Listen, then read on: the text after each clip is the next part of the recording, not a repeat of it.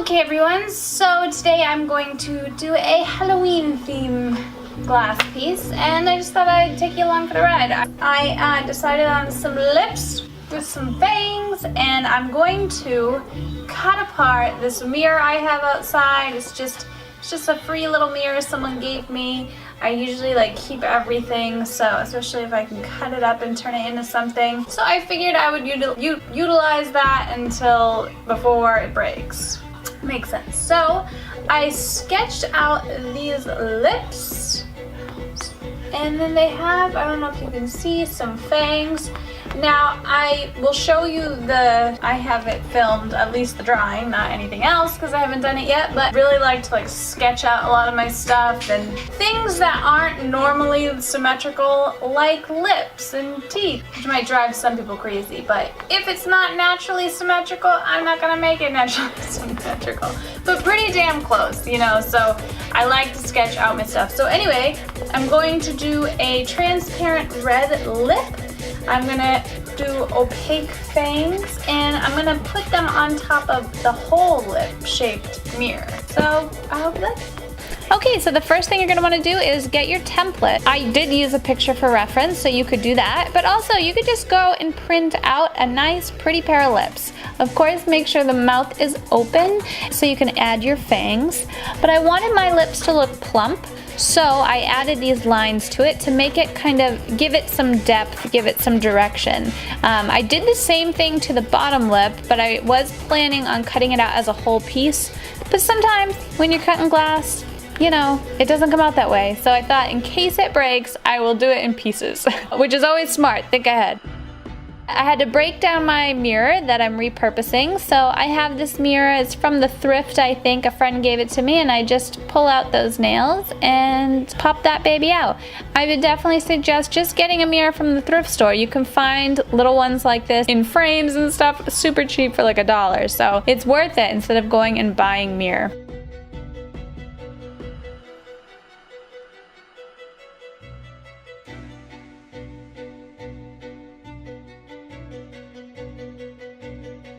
At this point, you have not cut out your pattern. You don't want to cut it out. You want to trace around the pattern as a whole. This is because the mirror is the bottom layer. You want it the entire shape of the lip, and then you are just going to cut it out.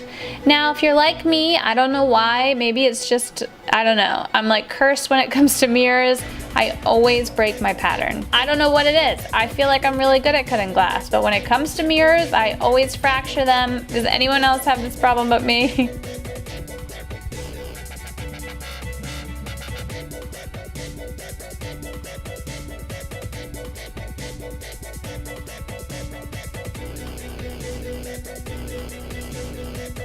Yeah, so I actually broke this 3 times.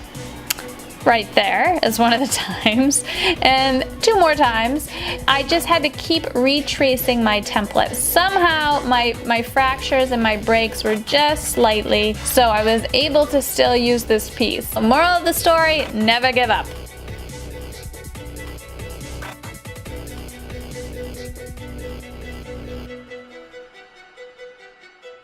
Alright, so then you're going to want to take to your grinder. Since your marker is obviously thicker than your pattern, you're drawing on the outside of your pattern and then a marker line is also thick, it's always good to just cut on the outside of your markered line because you can always grind it. If you cut on the inside of your line, you know, you kind of risk it being too small. So it's best to cut, at least this is the way I do it, you can just grind it down straight to the line.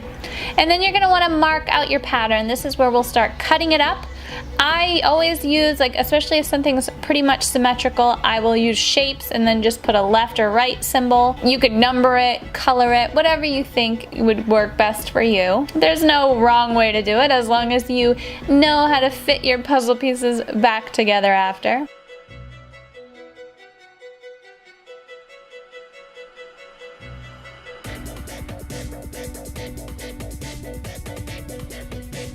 And then you will just trace it onto your red glass. Of course, you're gonna wanna find the smoother side of your glass. There will always be a side of the glass that is smoother and one that's more rough. Always cut on the smoother side and trace on your pattern and cut away. You wanna kind of plan out where you put your pieces because you don't wanna waste any glass. You know, you're bound to obviously have scrap, but you wanna have the least amount of scrap as possible, just in case, you know, things happen. You might fracture your glass or break your piece. You want to be able to keep using it.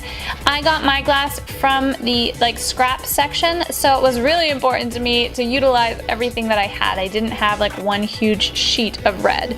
I love the scrap drawer at the glass shop. And sometimes you can find like really expensive pieces of glass in there that normally you might not have ever had the guts to buy, and you still get to use it. So look out for those.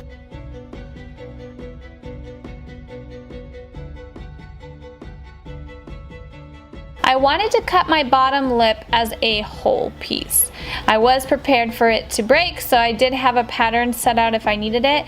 But as you see, if you'll watch while I cut, I have my hand, my left hand, underneath the piece of glass, like right where I'm cutting. You want to always apply that pressure against it. When you're cutting out a large piece of glass, it's always great to have like counter pressure. That way it will be less likely to fracture.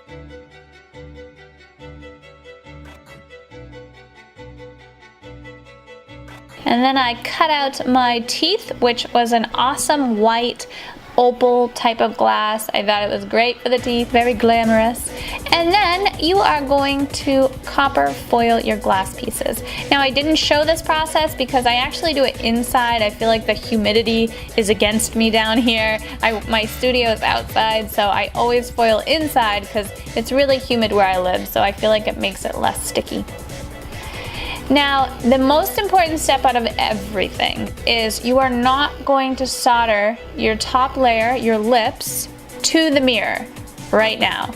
You are just going to place your lips above the mirror where it's going to go and then just solder your seams. And then you will take it off the mirror completely. Since this is a layered piece, you do not want the first thing you do to be soldering the two layers together because stuff can get under there. You can get flux under there, you know, your cutting oil, dirt, solder could splatter under there. And if it's soldered to it, you won't be able to clean it out. So you're only placing it on top of so you can match it all up, solder the seams, take it off, and then finish your soldering. You want to make sure you have a good amount of solder where the two lips meet. You don't want them falling off.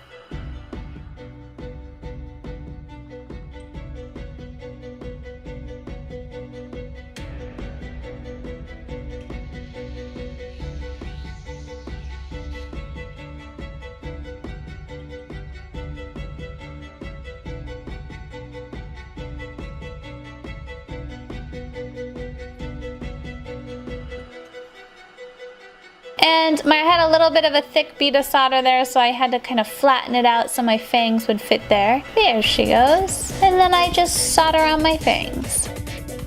The cool thing is, as long as everything's nice and even, you only need like a big thick bead where all your pieces meet, where your fangs meet your lips and where all your lips meet each other. So all your lip pieces meet each other. So then you can kind of tin inside the mouth if you want. I went a little thicker actually. I did pretty much do a bead of solder around the whole edge, but you don't have to. So, you know, if you don't like the look of that, usually I really love like the thinnest line of solder. I just love it to look like delicate. This project is supposed to be very like intense and pretty, but also kind of like scary pretty. So I thought like a nice bead of solder around the edges of the lips would be good, but you don't need to because those won't actually be connected to anything. Now if you're using like this glass that I have is only, my fangs are only opal on one side, so of course you want to make sure all your sides are the right side up. If you have like a rough glass, you want to make sure the rough side is up. You want to leave the texture of course on the outside because that's the pretty part.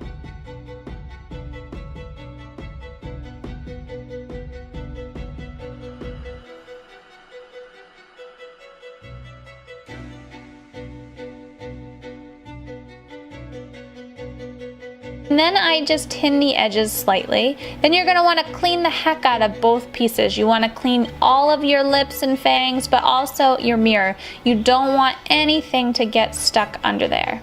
And then I just, actually, my technique when I do like layered things is I drop the solder onto almost the table and roll it to the edge. This is what I'm doing here. And this will connect the two layered pieces. And I do that pretty much like north, south, east, and west of the actual piece. And then I will pick it up and put a nice bead of solder on the edge. But usually I try to solder it. I don't want to move it too much until it's all nice and welded together.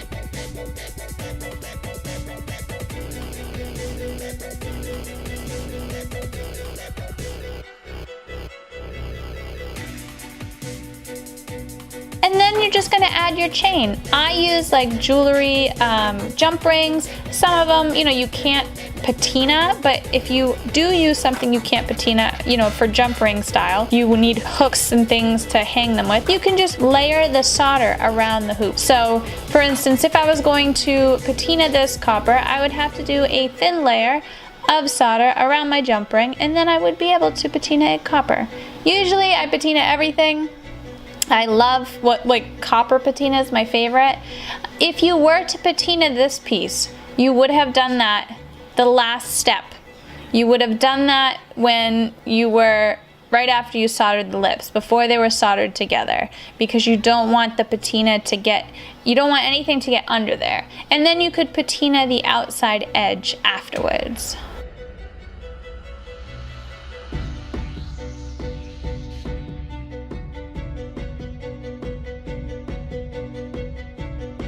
And she looks like this. I was so happy with how she came out. Once she's all cleaned up, I polished her up, threw a little wax on her, and she was ready to hang up. I think she looks spectacular. So if you liked this video, give it a thumbs up. If you want to see more how to like stained glass videos or tricks or tips or anything like that, let me know and subscribe. So thanks for watching. Till next time.